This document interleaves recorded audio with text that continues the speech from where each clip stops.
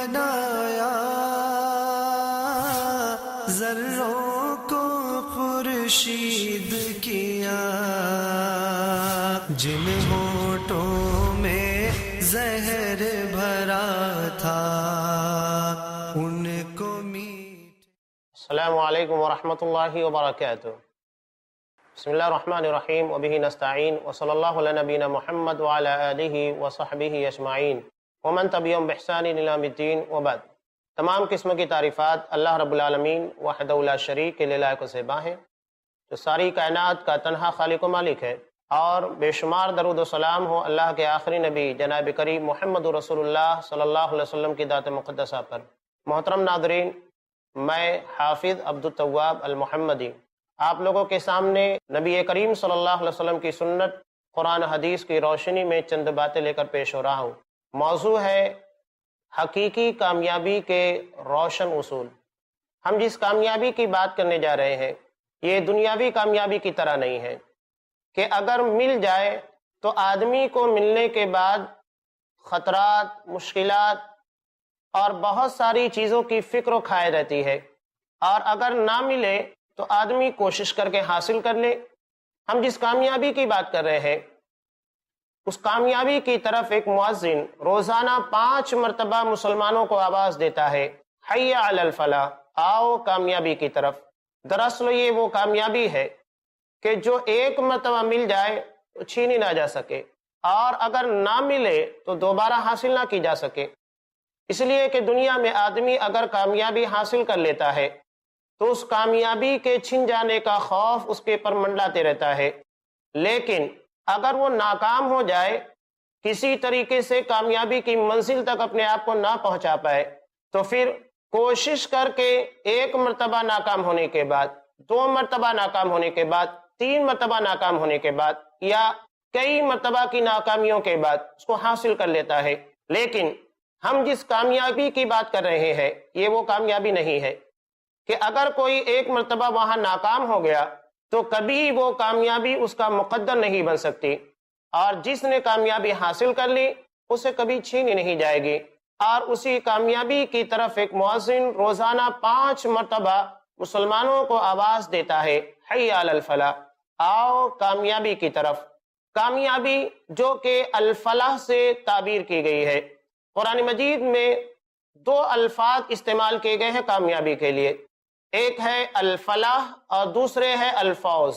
فلاح کہتے ہیں ایسی کامیابی کو کہ آدمی اس کامیابی کو حاصل کرنے کے لیے کوششیں کرتا رہے، اس راستے میں مشکلات، پریشانیاں بہت ساری آئیں، لیکن اس کامیابی تک انتھک کوشش کرنے کے بعد پہنچ جائے۔ اسی لیے عربی زبان میں کسان کو فلاح کہا جاتا ہے، جو زمین کو چیرتا ہے، اور فلاح کے اندر چیرنا پایا جاتا ہے، یعنی آدمی کے سامنے مشکلات ہیں اور بہت ساری پریشانیاں ہیں، ان پریشانیوں کو چیرتا ہوا اپنی منزل تک پہنچ جاتا ہے، اسی کو فلاح سے تعبیر کیا گیا ہے۔ شاعر بڑی پیاری بات کہتا ہے کہ ترقیوں کے دور میں اسی کا زور چل گیا، بنا کے اپنا راستہ جو بھیڑ سے نکل گیا۔ یعنی آدمی کو اپنی منزل تک پہنچنے کے لیے بھیڑ ملے گی، مشکلات ملے گی، مصائب ملے گی، پریشانیاں ہیں، یہ گھیرے ہوئے ہیں، لیکن جسے اپنی منزل تک پہنچنے کی لگن، جستجو اور شوق ہوگا، یقیناً وہ اپنی منزل تک پہنچ ہی جائے گا۔ شرط ہے کہ دل کے اندر وہ جذبہ ہونا چاہیے کامیابی تک پہنچنے کا۔ تو عربی زبان میں فلاح سے بنا ہے فلاح، کسان، کہ جو زمین کے سینے کو چیرتا ہے، اس کے بعد اس میں بیج بوتا ہے، بیج کے بونے کے بعد جب فصل تیار ہوتی ہے تو اس فصل کو اپنے گھر میں لانے کے بعد کئی سال تک اسی اناج کو اپنی زندگی کا سہارا بنا لیتا ہے۔ تو یہ فلاح کے بنیادی مفہوم ہے، چیرنا، کامیاب ہونا اور بقا۔ آدمی محنت کرتا ہے، کسان محنت کرتا ہے، چیرتا ہے زمین کے سینے کو، اور اس کے بعد کامیاب ہوتا ہے، اور کامیابی کے بعد جو چیز اسے حاصل ہوتی ہے اس میں بقا ہے، دوام ہے۔ اور دوسرا لفظ جو استعمال کیا گیا ہے قرآن مجید کے اندر وہ ہے فوز۔ فوز کے تعلق سے آپ جان لیجئے کہ فوز ایسی کامیابی کو کہتے ہیں کہ آدمی مشکلات سے بچتا ہوا بڑی آسانی کے ساتھ اپنی منزل کو پہنچ جائے. یعنی راستے میں مشکلات ہیں، مصائب ہیں، لیکن وہ انہیں کراس کرتا ہوا، جھیلتا ہوا بڑی آسانی کے ساتھ اپنی منزل تک پہنچ جائے. کوئی مشکل اسے درپیش نہ ہو اور کوئی مصیبت اس کا مقدر نہ بننے پائے. سورہ آل عمران میں اللہ تبارک و تعالیٰ نے بیان کیا کل نفس ذائقۃ الموت، کہ ہر نفس کو موت کا مزہ چکھنا ہے. یعنی موت کے بعد کی جو زندگی ہے وہی اصل زندگی ہے. وَإِنَّمَا تُوَفَّوْنَ أُجُورَكُمْ يَوْمَ الْقِيَامَةِ، یقیناً تمہیں بروز قیامت اپنے اعمال کا، اپنے کیے کرائے کا مکمل صلہ دیا جانے والا ہے. فَمَنْ زُحْزِحَ عَنِ النَّارِ وَأُدْخِلَ الْجَنَّةَ فَقَدْ فَازَ، کہ جو جہنم کی آگ سے بچا لیا گیا اور جنت میں داخل کر دیا گیا، فقد فاز، یقیناً یہی وہ شخص ہے جو کامیابی کی منزل کو پہنچ گیا، اپنی مراد اور اپنے مقصد کو حاصل کر لیا. وَمَا الْحَيَاةُ الدُّنْيَا إِلَّا مَتَاعُ الْغُرُورِ، یقیناً دنیا کی یہ زندگی دھوکے کا سامان ہے کہ آدمی کو دھوکہ دیتی ہے. آدمی دنیا کی رنگینیوں کے اندر اپنے آپ کو لگا لیتا ہے اور یہ سمجھتا ہے کہ یہ رنگینیاں ہمیشہ رہنے والی ہے. دنیا کی خوشیوں کے پیچھے اپنے آپ کو بھگاتا پھرتا ہے اور یہ سمجھتا ہے کہ یہی دنیا کی زندگی اس کی کامیابی ہے اور اس کا مقصد ہے، جبکہ سوائے دھوکے کے اور کچھ بھی نہیں ہے. دنیا کی یہ زندگی نہ کسی فقیر کے ساتھ وفا کرتی ہے، نہ کسی بادشاہ کے ساتھ، نہ کسی امیر کے ساتھ، نہ کسی غریب کے ساتھ. زندگی نے کبھی کسی کے ساتھ وفا کیا ہی نہیں، بلکہ یہ ہر کسی کے ساتھ بے وفائی کرتی رہی. آدمی زندگی کی کتنی بھی چیزوں کو اور نعمتوں کو حاصل کر لے، کبھی بھی ان چیزوں کو دوام نہیں ہے. اس کے بالمقابل آخرت کی جو زندگی ہوگی اس میں بقا ہے، دوام ہے. جو چیزیں مل جائے وہ ہمیشہ کے لیے ہوگی. اور مسلم کو اس روایت کو اگر ہم سامنے رکھے جسے حضرت ابو سعید خدری رضی اللہ تعالیٰ عنہ نے بیان کیا ہے کہ جب جنتیوں کو جنت میں داخل کر دیا جائے گا، داخل کرنے کے بعد وہاں اللہ کی طرف سے ایک منادی آواز دینے والا آواز دے گا. وہ آواز یہ ہوگی کہ تم جنت میں ہمیشہ رہو گے، یہاں سے کبھی نہیں نکالے جاؤ گے. آدمی دنیا کے اندر ذرا غور تو کرے کہ اگر دنیا کے اندر اسے عیش و عشرت کی زندگی مل جائے تو کیا یہ زندگی ہمیشہ رہتی ہے؟ آدمی کو دنیا کی نعمتوں کے ملنے کے بعد ایک خطرہ، ایک خوف اس کے ذہن و دماغ کے پر منڈلاتے رہتا ہے کہ آج اگر میں نے دنیا کی نعمتوں کو، دنیا کی لذتوں کو، اپنی خواہشات کو پورا کر لیا ہے تو یہ باقی رہنے والی نہیں ہے بلکہ ختم ہو جاتی ہے. تو جنت میں جانے کے بعد جس جنت کے بارے میں نبی کریم صلی اللہ علیہ وسلم نے کہا ما لا عین رأت ولا اذن سمعت ولا خطر علی قلب بشر، کہ جنت کی نعمتیں ایسی ہیں کہ جسے کسی نگاہ نے دیکھا نہیں اور نہ ہی کسی کے کان میں اس کے بارے میں کوئی ایسی بات آئی ہے جو جنت کی حقیقت کو بیان کر سکے. اور آدمی خیالات کی دنیا میں بھی جنت کی حقیقت کو پا نہیں سکتا ہے. یہ ہے وہ جنت، اس کے بارے میں قرآن مجید کہہ رہا ہے اور اس کے بارے میں اللہ کے رسول صلی اللہ علیہ وسلم کہہ رہے ہیں کہ جب جنتیوں کو جنت میں داخل کر دیا جائے گا تو یہ آواز لگائی جائے گی کہ تم یہاں ہمیشہ رہو گے، یہاں سے کبھی نکالے نہیں جاؤ گے. آدمی کے پر جو فکر منڈلاتی ہے آدمی کو نعمت کے مل جانے کے بعد، اس کے بارے میں اسے بے فکر کر دیا گیا کہ اب یہ نعمت تم سے کبھی چھینی نہیں جائے گی. آدمی اگر دنیا کے اندر نعمتوں میں پل رہا ہے تو ایک اور بات ہے جو اسے پریشان کرتی ہے، وہ یہ ہے کہ آج جوانی قائم ہے، وہ ساری چیزوں کو استعمال کر سکتا ہے. کل بڑھاپا آئے گا، بڑھاپے کے آنے کے بعد آدمی ساری نعمتوں کے ہونے کے بعد بھی اور ساری آسائشوں کے ہوتے ہوئے اسے استعمال نہیں کر سکتا ہے، اس لیے کہ بڑھاپا اس بات کی اجازت دیتا ہی نہیں ہے. تو وہاں جنتیوں کو اعلان کر دیا جائے گا کہ تم جنت میں ہمیشہ جوان رہو گے، کبھی بوڑھے ہونے والے نہیں. بتائیے اس سے بڑھ کر نعمت کیا ہو سکتی ہے کہ آدمی کو جوانی عطا کر دی گئی اور وہ جوانی کبھی چھینی نہیں جائے گی. یہ نعمت بھی اگر مل جائے تو آدمی کو ایک اور فکر ہے، ایک اور چیز ہے جو پریشان کرتے رہتی ہے، اور وہ چیز ہے آدمی کو پریشان کرنے والی، حیران کر دینے والی بیماری. کہ اگر آدمی جوان بھی ہے، بیماری کی وجہ سے اگر کسی کو شوگر ہو جائے یا کوئی بڑی بیماری لگ جائے، ساری نعمتوں کے ہونے کے بعد اور مکمل آسائشیں فراہم ہونے کے بعد بھی وہ اسے استعمال نہیں کر سکتا ہے، اس لیے کہ بیماری اس بات کی اجازت نہیں دیتی ہے کہ آپ ان چیزوں کو استعمال کریں، میٹھی چیزوں کو استعمال کریں یا دنیا کی کسی اور نعمت کو استعمال کر سکے. یعنی چیزیں موجود ہیں لیکن نتیجہ یہ نکل رہا ہے کہ آپ اس کو استعمال نہیں کر سکتے ہیں، اور اس کی وجہ ہے بیماری۔ تو وہاں پر جنتیوں کو اعلان کر کے کہہ دیا جائے گا کہ تم جنت میں ہمیشہ صحت مند رہو گے، یہاں تمہیں کبھی بیماری لگنے والی نہیں ہے۔ بتائیے کہ دنیا کی تین بڑی بڑی فکر، ایک تو یہ کہ نعمتیں چھینے نہ، دوسری یہ کہ ہمیشہ جوانی باقی رہے، کبھی بڑھاپا نہ آئے، اور تیسری یہ کہ آدمی کو کبھی بیماری کے اندر گرنا نہ پڑے۔ تینوں بڑی بڑی فکروں سے آزاد کر دیا جائے گا کہ جنت کی زندگی، اس میں آپ کو ہمیشہ رہنا ہوگا۔ جنت کی وہ زندگی ہے جس میں آواز دینے والا آواز دے گا کہ تم یہاں ہمیشہ جوان رہو گے، کبھی بھی بوڑھے ہونے والے نہیں۔ اور تیسری اہم بات کہ یہاں تمہیں کبھی بیماری نہیں پکڑنے والی ہے، تم ہمیشہ صحت مند رہو گے۔ تو قرآن مجید کہتا ہے کہ وَمَا الْحَيَاةُ الدُّنْيَا إِلَّا مَتَاعُ الْغُرُورِ، کہ دنیا کی زندگی دھوکے کا سامان ہے، جبکہ جنت کی زندگی یہ ایک ایسی زندگی ہے جس میں کسی بھی قسم کا کوئی دھوکہ نہیں، اور اسی زندگی کی کامیابی کو حاصل کرنا، اسی مقصد کے لیے اللہ رب العالمین نے دنیا کے ہر انسان کو روئے زمین کے پر بھیجا ہے۔ اور اس حقیقت کو بھی بڑے اچھے انداز سے سمجھ لیجئے کہ ہم اصل میں دنیا کے زمین کے باشندے رہائشی نہیں ہیں، یہاں کے رہائشی ہم نہیں ہیں، بلکہ ہم اصل جنت کے رہائشی تھے، جنت کے رہنے والے، جنت کے مکین تھے۔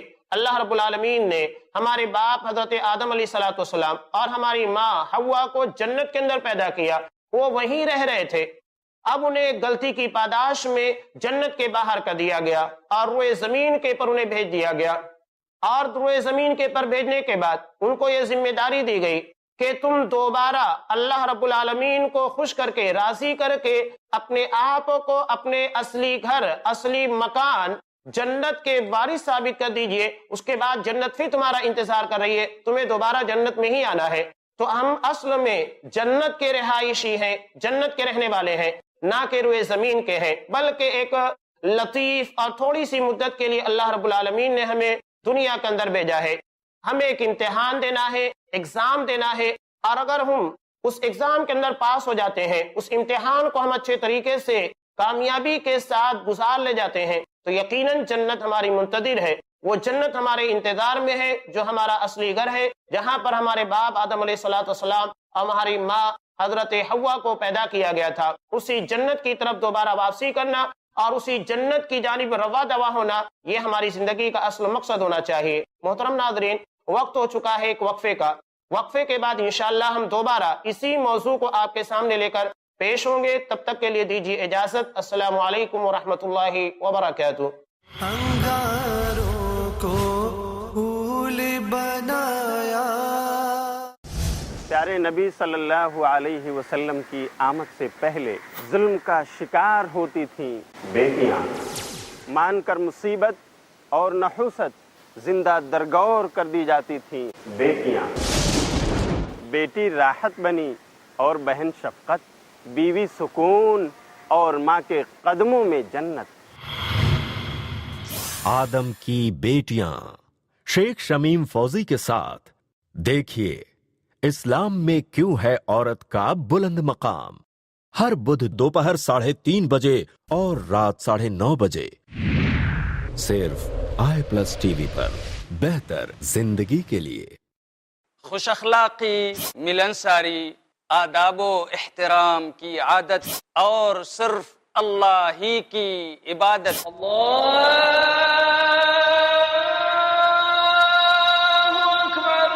بن جائے ہماری ذہنیت۔ ہمارے پیارے نبی صلی اللہ علیہ وسلم ہمیشہ رہے قائم جن اصولوں پر، حقیقت میں ان اصولوں کی پابندی ہے تعمیر انسانیت۔ تعمیر انسانیت۔ دیکھیے شیخ عبداللہ الکافی المحمدی کے ساتھ قرآن اور حدیث کی روشنی میں انسان کو بیدار کر کے اس کی انسانیت کو تعمیر کرنے کا بہترین پروگرام، ہر جمعرات دوپہر 3 بجے اور رات 9 بجے، صرف i+ TV پر، بہتر زندگی کے لیے۔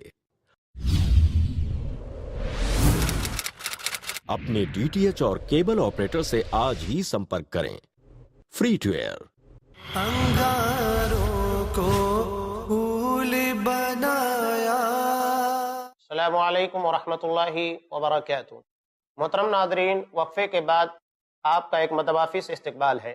وقفے سے قبل ہم آپ کے سامنے جو باتیں رکھ رہے تھے وہ حقیقی کامیابی کے متعلق تھی، اور ہم نے قرآن مجید کی آیات کے ذریعے آپ کے سامنے رکھا کہ ہمیں دنیا کے اندر کیوں مبعوث کیا گیا ہے، بھیجا گیا ہے. قرآن مجید نے ہمیں فلاح کی جانب رواں دوا ہونے کا حکم دیا، ہمیں فوز حاصل کرنے کا، حقیقی کامیابی حاصل کرنے کا حکم دیا ہے. اگر ہم اس حقیقی کامیابی کے متعلق قرآن مجید کی آیات لیں تو یہ آیتیں ہمیں حقیقی کامیابی کے روشن اصولوں کو بھی واضح کرتی ہیں اور ہمیں ہدایت دیتی ہے کہ کس طریقے سے ہمیں اسے حاصل کرنا ہے. نبی کریم صلی اللہ علیہ وسلم نے اپنی امت کو جس کے لیے تیار کیا اور جس کے لیے آپ نے اتنی کوششیں کی، اس کا نتیجہ اصحاب کرام کی زندگی کے اندر واضح طور پر نظر آتا ہے. میں دو روایتیں آپ کے سامنے نقل کرنے جا رہا ہوں. ایک روایت مردوں کی جانب سے اور دوسری عورت کی جانب سے. پہلی روایت جس میں ایک مرد کے متعلق کچھ باتیں ہیں، جسے حضرت امام ترمذی رحمۃ اللہ علیہ نے ابواب الحدود کے اندر نقل کیا ہے، حضرت علقمہ بن وائل الکندی رضی اللہ تعالیٰ عنہ سے، اور یہ اپنے باپ سے روایت کرتے ہیں. کہتے ہیں کہ ایک عورت نبی کریم صلی اللہ علیہ وسلم کے زمانے میں نماز فجر ادا کرنے کے لیے اپنے گھر سے نکلی. جب یہ راستے میں ہی تھی، فتلقاها رجل، ایک آدمی نے اسے پکڑ لیا اور اسے ڈھانپ لیا، اور ایک کنارے لے جانے کے بعد فقضى حاجته منها، اس سے اپنی خواہش نفس کی تکمیل کی، اور اس کے بعد وہ چلا گیا. فصاحت فانطلق، یہ عورت چلائی لیکن اس کے چلانے تک وہ آدمی وہاں سے بھاگ چکا تھا. ومر علیہ رجل، لیکن وہاں پر اس آدمی کے جانے کے بعد ایک دوسرے آدمی کا گزر ہوا. اب اس عورت نے آواز دے کر کہا، جب کہ وہاں سے ومرت بعصابۃ من المہاجرین، وہاں مہاجرین کی ایک جماعت بھی نماز کے لیے جا رہی تھی، ان لوگوں کا گزر ہو رہا تھا. اب اس عورت نے کہا، ان ذلک الرجل فعل بی کذا وکذا، کہ اس آدمی نے میرے ساتھ اس طرح کی حرکت کی ہے، یعنی میرے ساتھ بدکاری کی ہے، زیادتی کی ہے. اب جب یہ مسئلہ ان لوگوں کے سامنے درپیش ہوا، حالانکہ جو اصل مجرم تھا وہ وہاں سے روانہ ہو گیا تھا، بھاگ گیا تھا، اب دوسرے آدمی کا گزر وہاں سے ہو رہا تھا. اس عورت نے اندھیرے میں اسے نہیں پہچانا اور اسی کے پر وہ الزام ڈال دیا. مہاجرین کی وہ جماعت گئی، اس آدمی کو پکڑ کر لائی. تب اس عورت نے کہا کہ ہاں، یہ وہی آدمی ہے جس نے میرے ساتھ بدکاری کی ہے، زیادتی کی ہے. اصحاب کرام نے اس آدمی کو، جو کہ اصل میں مجرم نہیں تھا، اسے لے کر نبی کریم صلی اللہ علیہ وسلم کے پاس آئے اور پیش کر دیا کہ اللہ کا رسول، یہ وہ آدمی ہے جس نے نماز فجر میں آنے والی ایک عورت کے ساتھ زیادتی کی ہے، بدکاری کی ہے، زنا کیا ہے. اب آپ صلی اللہ علیہ وسلم نے اس آدمی کے پر سزائے رجم کو لاگو کرا دیا. جب یہ معاملہ پیش ہوا، اب یہ بات تو سمجھ میں آتی ہے کہ اس صحابی نے یقیناً اپنا دفاع کیا ہوگا اور اس نے اپنے اوپر لگائے گئے الزام کے متعلق دفاع کی مکمل کوششیں کی ہوگی.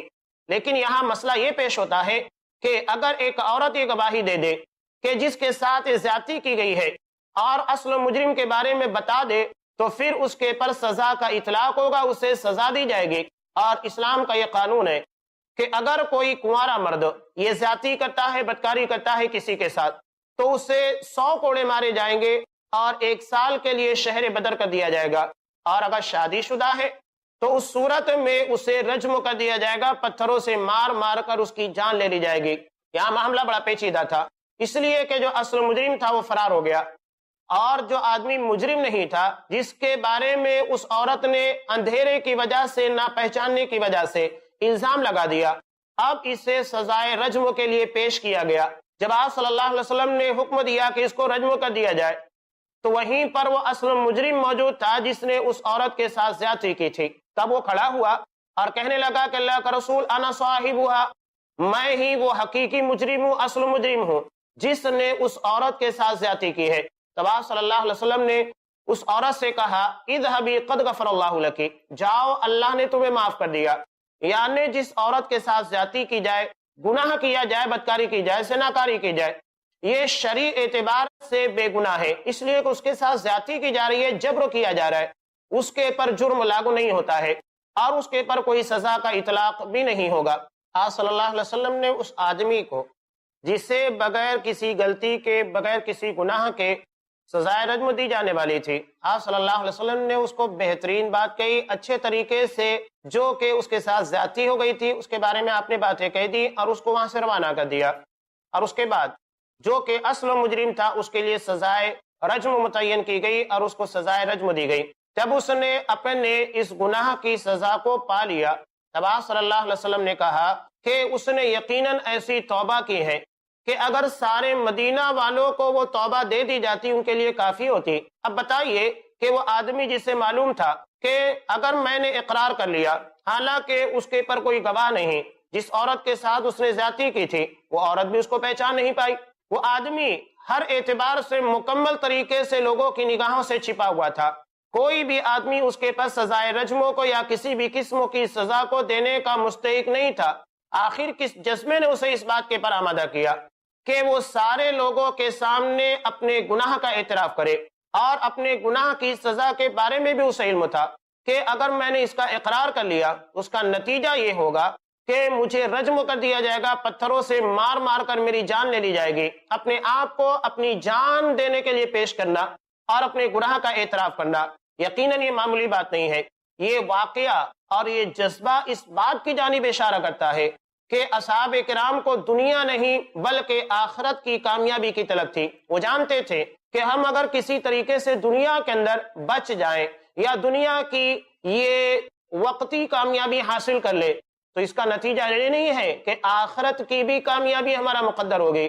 ان کی نگاہ میں دنیا کی کامیابی بے معنی ہے، وہ آخرت کی کامیابی کے منتظر تھے، وہ آخرت کی کامیابی کے طلبگار تھے اور اسی کے لیے اپنی جان دینے کے لیے تیار رہا کرتے تھے۔ یہاں ضمن میں ایک بات کہہ دوں کہ اسلام کی ان سزاؤں کے بارے میں جو بہت سارے اعتراضات ہوا کرتے ہیں اور انہیں وحشیانہ اور کہتے ہیں کہ یہ سزائیں پرانی ہو چکی ہے، پرانے دور کے اندر ان سزاؤں کو دینا صحیح تھا، آج کے اعتبار سے سزائیں صحیح نہیں ہے، یہ بہت ہی بڑی بھول ہے اور بہت بڑی غلطی ہے۔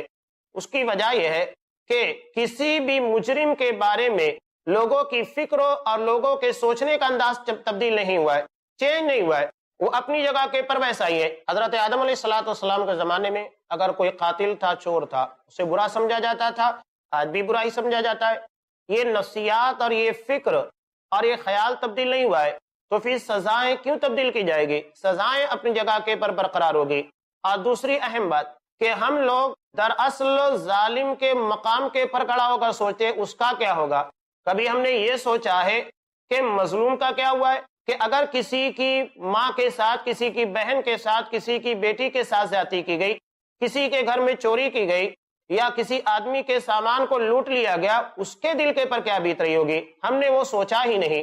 اسلام دراصل مظلوم کے مقام کے پر کھڑا ہو کر سوچتا ہے، اس لیے فیصلہ مظلوم کے حق میں کیا جاتا ہے، ظالم کے حق میں نہیں کیا جاتا ہے۔ ایک مشہور واقعہ کافی دن ہوا ہے جرنلسٹ کا، جو کہ اسلام کی سزاؤں کے بارے میں کافی کچھ لکھا کرتا تھا، وحشیانہ ہے اور ان سزاؤں کو آج نافذ نہیں کرنا چاہیے، چور کے ہاتھ نہیں کاٹنا چاہیے، قاتل کی گردن نہیں اڑانا چاہیے، زناکار اگر شادی شدہ ہے تو سزائے رجم نہیں دینا چاہیے۔ اب ایک مرتبہ یہ ہوا کہ اسی کی ماں بیمار پڑ گئی، بیمار پڑنے کے بعد اسے بلڈ کی ضرورت تھی، بلڈ لینے کے لیے بینکوں میں گیا تاکہ پیسے لے کر بلڈ خرید سکے۔ جب یہ پیسہ نکال کر اپنی ماں جو کہ بیمار تھی اور بلڈ کی سخت ضرورت تھی، یہ پیسہ لے کر وہاں جا رہا تھا، راستے میں کسی نے ہاتھ کی صفائی دکھا دی۔ اب یہ اس موقع پر انتہائی طیش کے اور غصے کے عالم میں تھا۔ تبھی وہاں پر ایک آدمی نے اس سے سوال کیا کہ بتائیے اگر چور تمہارے سامنے لا کر پیش کر دیا جائے کیا کرو گے؟ تو کہنے لگا اگر چور میرے سامنے لا کر کھڑا کر دیا گیا اس کی گردن اڑا دوں گا۔